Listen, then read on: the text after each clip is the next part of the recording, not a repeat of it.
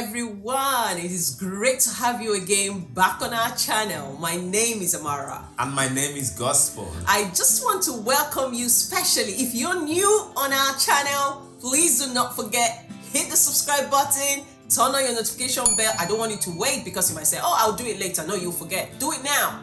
Just turn on the notification bell so you know when we put content out. Today we want to have another interesting conversation, and it's about marital burnout in marriage. Yeah, marital burnout in marriage is about when your marriage becomes stressful to you that it burns you out, where you don't have emotional energy or even physical, mental energy to carry on having a wonderful relationship. Burnout is exhaustion caused by excessive and prolonged stress, and usually it's work related. Now, if we want to look at it in marriage can also experience burnout in the sense that you become overly stressed about the things that go on in marriage, that it takes a toll on your emotional, your physical, and your psychological well-being. So when we look at marital burnout, we are looking at a situation where someone really knows that something is wrong in the marriage. You know that things are not working. This is not the kind of marital relationship that you dreamed of. Yeah. And maybe you guys started off very wonderful, loving, caring, and now it's like there's this wall. There's a barrier between you and your spouse. There is no emotional connection. And sometimes it's not even intentional. Yeah, it's not intentional. Sometimes you just leave your marriage to get to a point where it's in a default mode. So you're not making intentional effort to build that intimacy and connection. Absolutely. I understand you, but some people have a kind of job that they do, and this puts a lot of stress on their physical well-being or even emotional well-being. Exactly. And it's what they bring into the marriage, because you might be working a job where it is more very intense healthcare, or maybe there's a kind of physical input involved on that job, and that puts a lot of stress on you physically. And you come into the marriage, sometimes you're tired, you're knackered, you don't even want to think about anything, you don't want to have any conversation, you just want to rest, you just want to sleep. So that is a factor that can lead to marital burnout, where the burnout from the work is extended into the marriage. But you can also look at burnout from the point that it's not even like your work is stressful. Yeah. It's just that the marriage itself is stressful. So you don't have the zest to change things in your marriage because it's not working. It's not working. Even when you try to make a change, maybe, for instance, we're having issues. I'm not saying we're having issues. And these issues have been prolonged to the point that we are drained emotionally. Maybe conflict that puts so much weight on the marriage. Yeah. Now we want to make it work. It's not working. You don't even have the zest to make it work anymore. Yeah. You're stuck in your marriage. What do? This is a clear case of marital burnout because your marriage is stressful on you. Like you said, one can be dealing with burnout when they feel stressed, when they're depressed, when they're disappointed, they're angry, they're sad, they have an emotional pain, there's a lack of excitement, there's a lack of energy, there's a lack of motivation, there's a lack of happiness, there's a sense, in the sense of love, in the sense of affection, when you think about that special one, in your life. So you might be watching us right now, and maybe you feel like running away to the land of, the unknown. And stay all by yourself. You need to begin to ask yourself questions. You kind of say, who is to blame in all of this? Yeah. Is it me to blame for the failure of my marriage? Is it my spouse that is to blame? Why are we experiencing marital burnout? Yeah, I think, like you're saying, the first place to start, if you're in that state where you feel like running away and your marriage is choking the life out of you, the first place to start is a place of reflection. Yeah. How have we come to this point? And what can we do about it? First of all, how did we get here? Identify because the issues. If you're able to know how you got there, it becomes easier for you to create a roadmap on how to come out of where you are. The how is difficult, like you said. because some people don't want to address it. Some people don't want to come to the point where they begin to assess the problem and ask themselves, why are we here? How did we get to this point? Some people would rather, hang on to those emotions. Some people would rather deal with it in the sense that maybe they get clinged to their phones or mobile device in order to find an escape, or they just want to, in their mind, mentally zone out of that environment. Yeah. But it is important that you come to the point. If you really care about the relationship, it is important that you ask, how did we get to this point? The other point is that some people, when they get to the point of asking, how did we get to this point, it creates more emotional weight on them. So, like you said, they are better off putting that aside and having a life, so to speak. And some people don't even know how to reflect on all of this. They know why or what is wrong, but they are fed up. They don't want to deal anymore. Maybe because they've attempted dealing with the issues and it resulted to more problems. Yeah. So what do you do when your life is being frustrated because you're married? What do you do when you're suffering from emotional burnout? Do you suffer in silence, or do you remain in that depressed state because of your marriage? Do you carry the weight of the world on your shoulders because you're married? What do? You need help, but the problem is some don't know how to get the help. I think the first place to start, just drawing from what you said, is looking at you.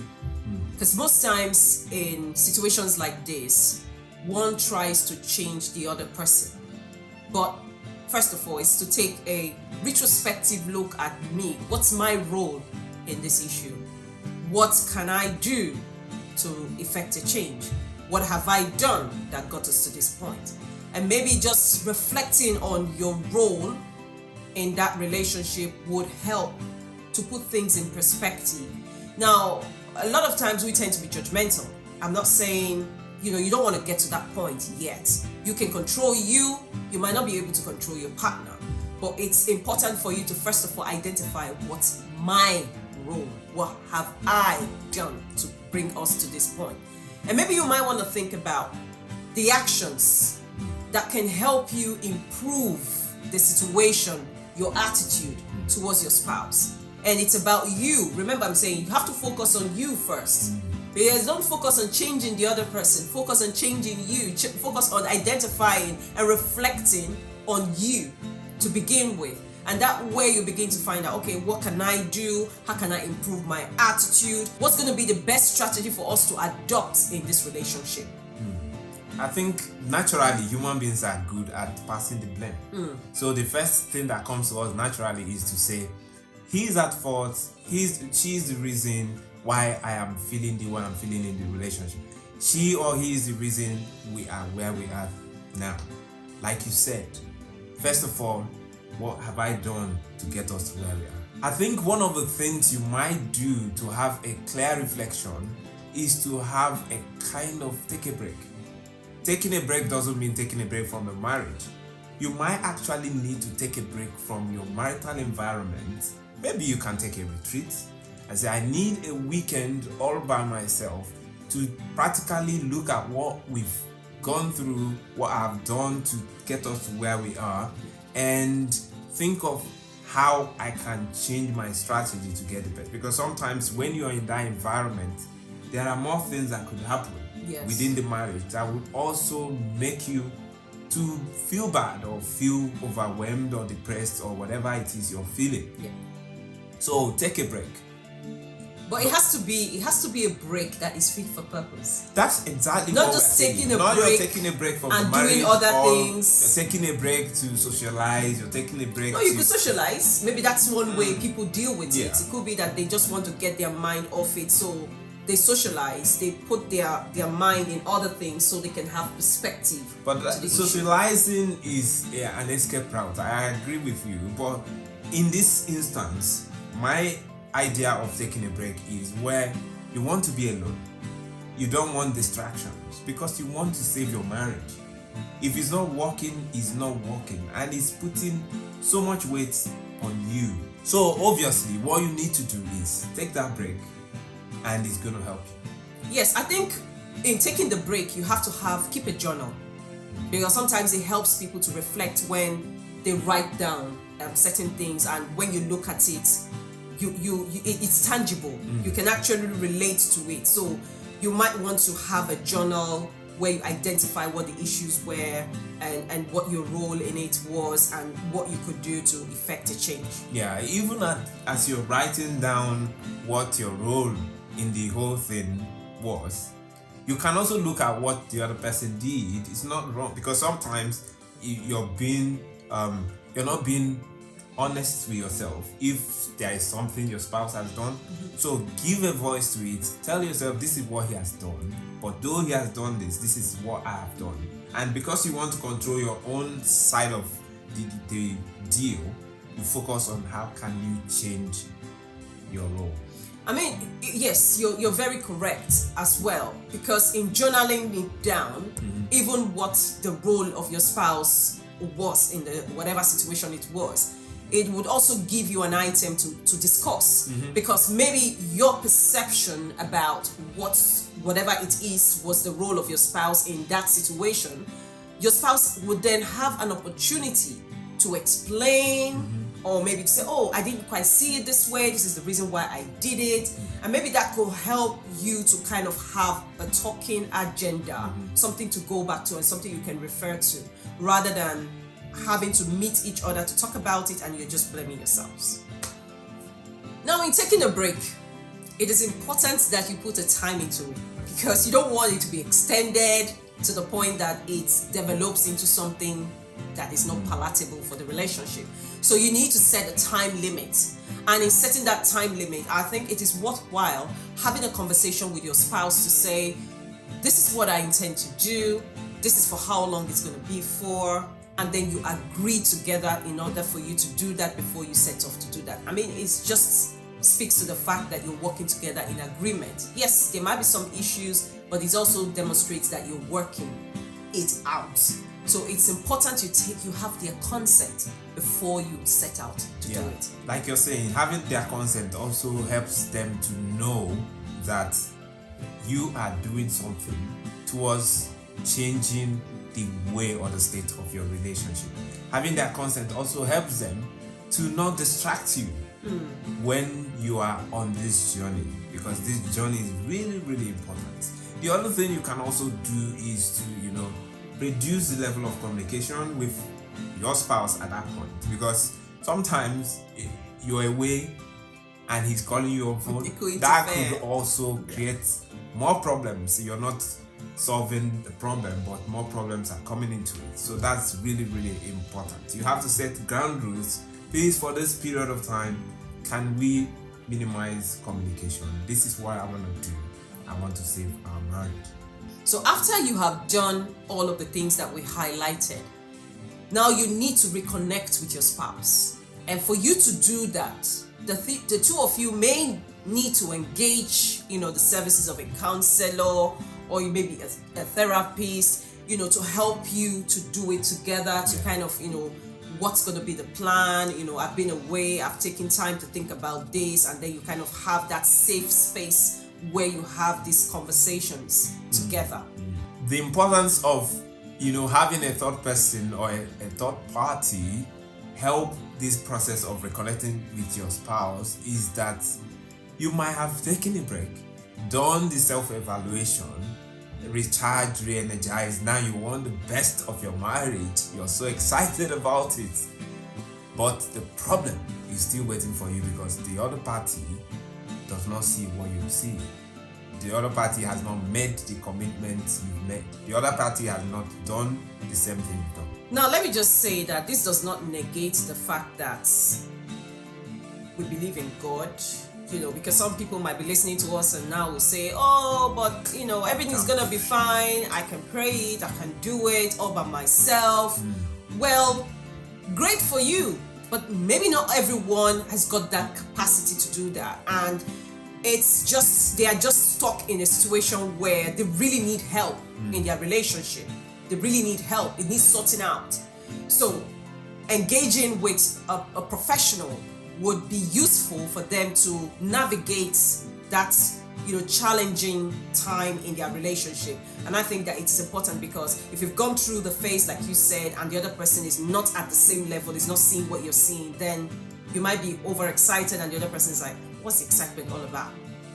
It's still the same relationship. So drawing from what you said, the issues around spiritual resources you mentioned is also key, because for most people there is always a God factor in it.